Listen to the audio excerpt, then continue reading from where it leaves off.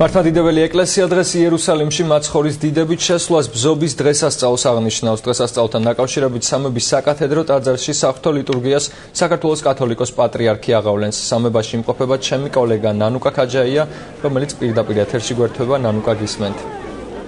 თათო საზეიმო წირვალოცვა სამების საკათედრო ტაძარში რამდენიმე წუთის წინ დასრულდა. ამ წუთებში კი ილია მეორე აღავლენს ქადაგებას მრევლისთვის.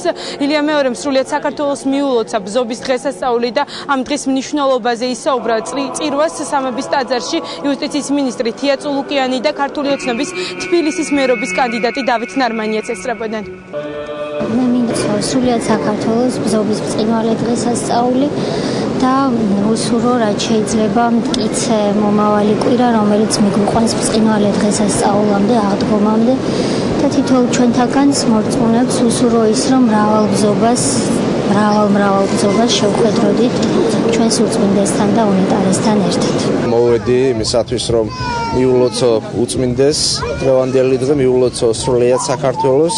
ძალიან მნიშვნელოვანი დღესასწაულია ბზობის დღესასწაული. ამავე დროს ძალიან მნიშვნელოვანია, რომ გაუფრთხილდეთ ბზას, არ მოვჭრათ. ძალიან მნიშვნელოვანია ის, რომ ბზა სიმბოლოა დღევანდელი დღისა, მის გაზრდას ათეულობით წელი ჭირდება.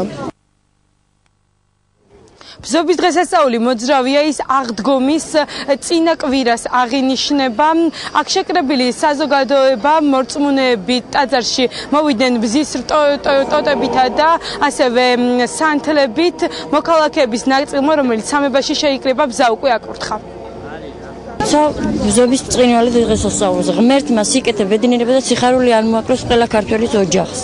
ეს ბზა მიმაქვს ოჯახში, რომელიც ხატებთან უნდა დავაბრძანო და მთელი წლის განმავლობაში მექნება. დღევანდელ დღეს ულოცავ მთელ საქართველოს, მთელ მართლმადიდებელ ერს, წარმატებას, ბედნიერებას, ღვთისყალობან უმოშლოდეს საქართველოს და ჩვენს ხალხს.